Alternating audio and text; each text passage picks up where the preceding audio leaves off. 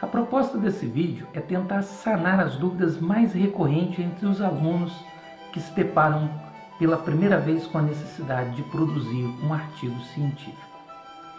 Agrupei as perguntas mais recorrentes em 5 pontos que tratarei aqui, ainda que brevemente. Afinal, o que é um artigo científico? Trata-se de uma produção textual que apresenta e discute ideias, métodos, técnicas, processos e resultados de diversas áreas. É fruto de uma pesquisa científica, como já indica o nome. Trata-se de um texto objetivo e claro, geralmente tendo entre 15 a 25 páginas. O primeiro ponto que eu gostaria de abordar aqui, que é uma dúvida muito recorrente, é a questão da estrutura do artigo. Ou seja, o que tem num artigo acadêmico, qual é a sua estrutura?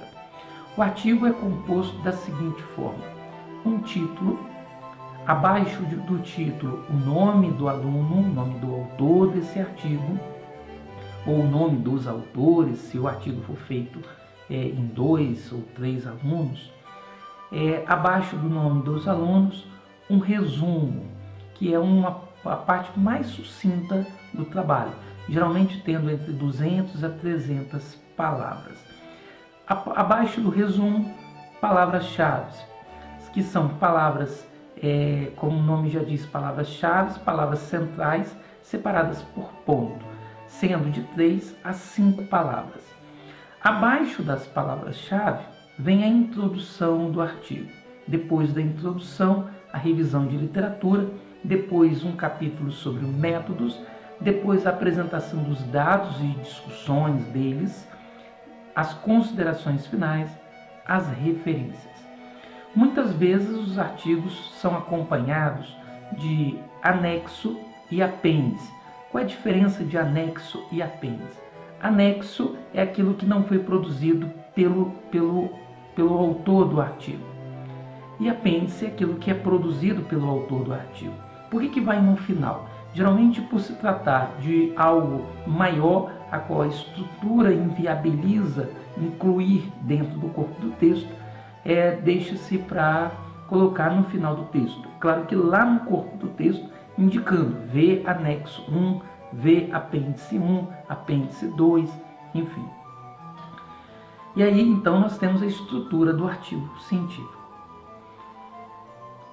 Uma outra questão é a dúvida do aluno como começar a fazer o seu artigo. O primeiro passo para se fazer um artigo é escolher o tema. Mas qual tema devo escolher? É necessário observar 2 coisas.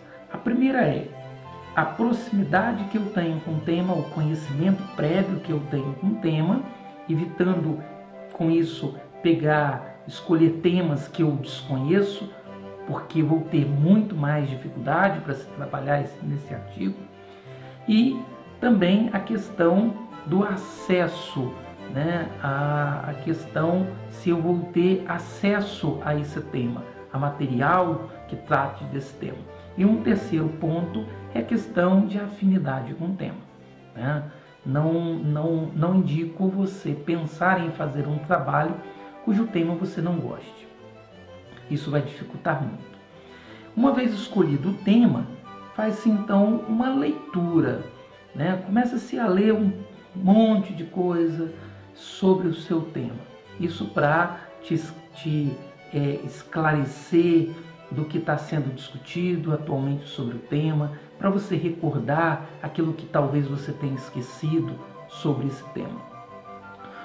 Uma vez feita uma leitura geral, uma leitura mais ampla, ainda que não profunda, não detalhada do tema, pensa-se agora em desenvolver um problema de pesquisa, ou seja, uma situação a qual te leva a pensar uma pergunta, a pensar em responder alguma coisa. Esta pergunta ela é fundamental para o artigo acadêmico. Por quê? porque é justamente em torno dela que todo o seu trabalho vai estar organizado. Então, esse problema de pesquisa vai definir qual é o seu objetivo. Geralmente, o objetivo de um artigo ele é apresentado da seguinte forma: o presente artigo tem por objetivo analisar tal coisa, o presente artigo tem por finalidade discutir, compreender, comparar tais coisas. Então sempre vai ter um verbo para indicar qual é a ação que você vai estar empreendendo no seu artigo, na sua pesquisa científica.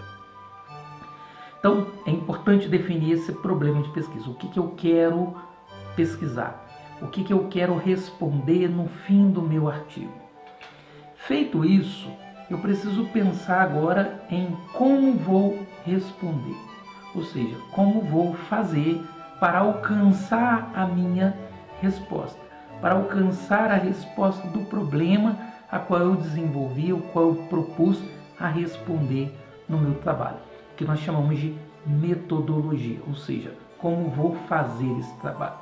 Então, para começo de conversa, para se pensar em fazer um artigo, define-se um tema, define-se um problema, um objetivo e a metodologia. Esses são os primeiros passos para começar a se pensar um artigo científico. Uma outra questão importante na hora de começar a fazer o artigo científico é selecionar as referências. E isso nos remete a um outro ponto, né, que é a parte da revisão de literatura, que eu vou estar falando daqui a pouquinho. E aí, pensado isso, organizado, ainda que mentalmente, rascunhado de qualquer forma no papel, é importante agora colocar no papel. E você vai colocar no papel isso que você pensou do seu tema, do seu problema, do seu objetivo e da sua metodologia, justamente na primeira parte do artigo, que é a introdução, né? É claro que desconsiderando o resumo, a qual vai ser feito no final do trabalho, inserido no início desse trabalho. E aí a pergunta que sempre aparece: o que precisa ter na introdução de um artigo? A introdução precisa compor de uma contextualização, da apresentação do tema, da apresentação do problema, da apresentação do objetivo, da apresentação do objeto, da justificativa da escolha do tema, da escolha do problema e da escolha do seu objeto. É nesse momento que você tem que convencer o seu leitor que o seu trabalho é importante, que o seu trabalho merece ser lido, que o seu trabalho é uma colaboração para se pensar o tema, para a ciência, para a área a qual você se propõe desenvolver a sua pesquisa. E feito isso, né, escrito uma introdução, apresentado o seu problema, apresentado o seu objeto, justificado todas essas escolhas, apresenta-se, ainda que de forma breve, a sua metodologia, ou seja, como você vai desenvolver o trabalho. É claro que geralmente se cria um capítulo ou uma seção para se desenvolver de forma mais detalhada essa metodologia, onde vai ser apresentado o método, os instrumentos de coleta de informação, de dados. Mas na introdução é importante, indico que você escreva a metodologia de forma breve, para que o leitor entenda qual é a sua proposta, como surgiu a sua proposta e como você vai desenvolver a sua proposta.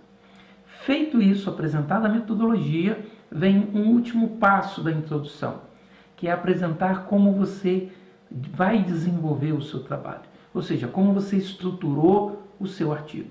É claro que isso você vai acabar mexendo, refazendo algumas vezes, mas é importante fazer logo de início para você ter uma ideia de qual o caminho a percorrer até chegar à conclusão do seu trabalho.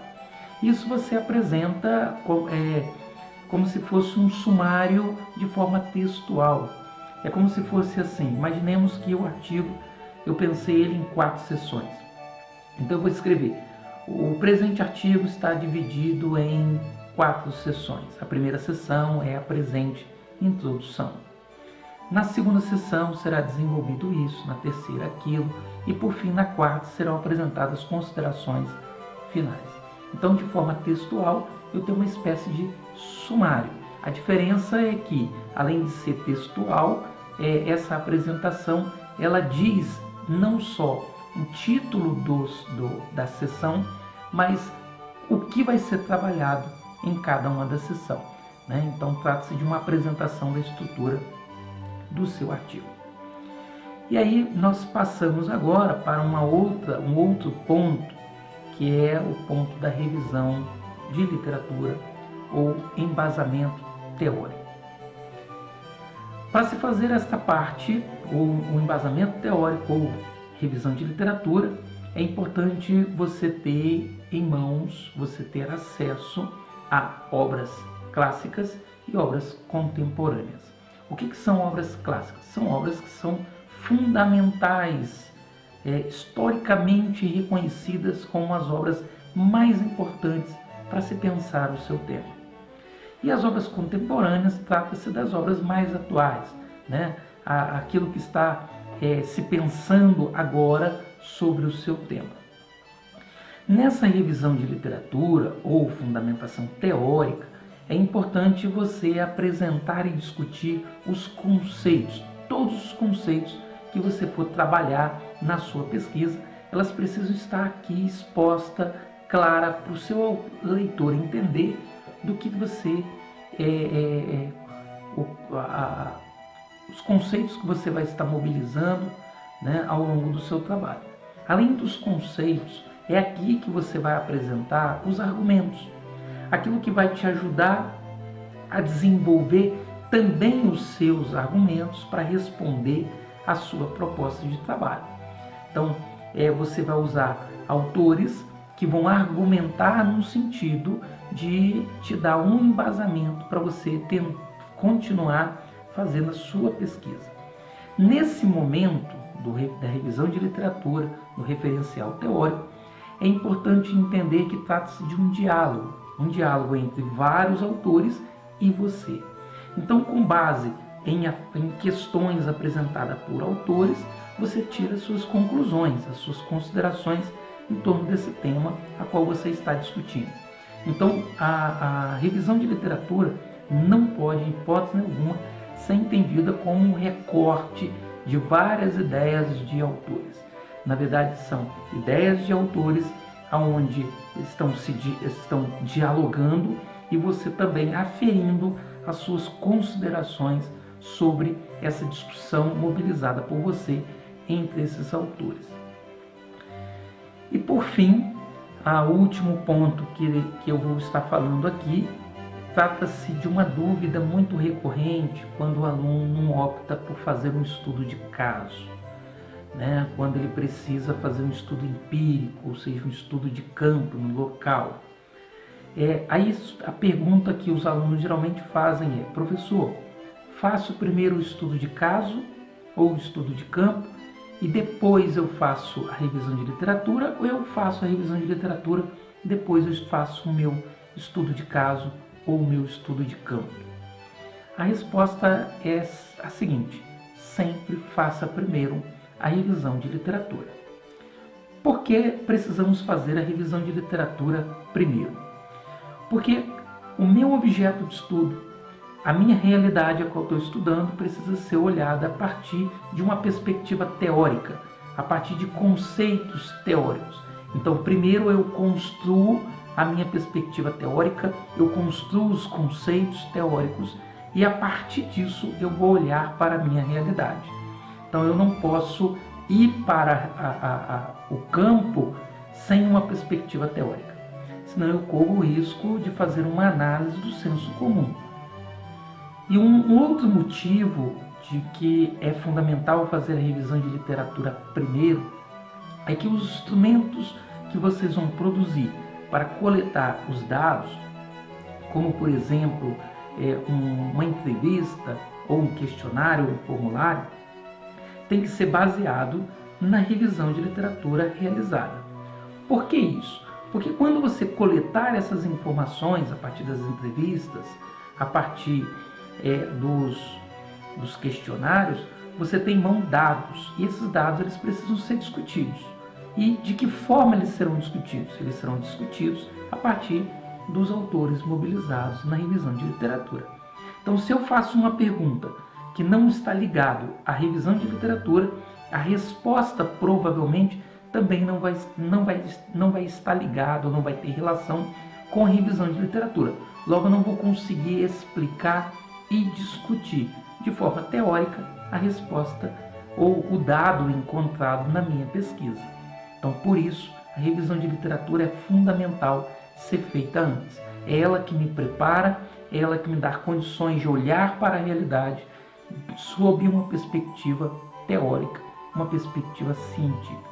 É ela que vai me indicar qual o material que eu devo coletar, de que forma eu devo coletar esse material, de que forma eu devo entrevistar ou eu devo aplicar um questionário, quais são as perguntas que devem estar presentes no questionário, que devem estar presentes na minha entrevista.